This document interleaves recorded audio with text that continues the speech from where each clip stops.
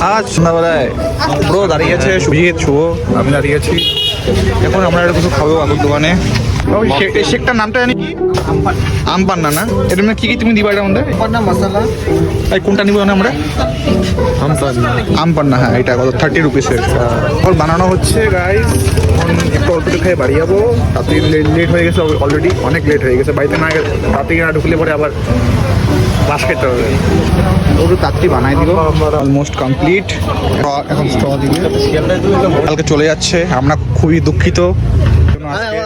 Last party আজকে হচ্ছে। Thank you so much guys. এখন সোডা সাগর দিঘিতে এই দাদার দোকান। ছেলে নতুন ডায়লগ শিখেছে, পিছনে ছেলেটা কি ঝিঙ্কা চিকা ঝিকাঙ্কা মনে আমার পদ্ম পাতায় নাচে রে।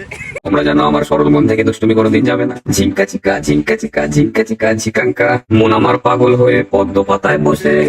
গাছের পাতা সবুজ, গাছের পাতা সবুজ। My God. Good night guys, good night. কাল দেখা হচ্ছে।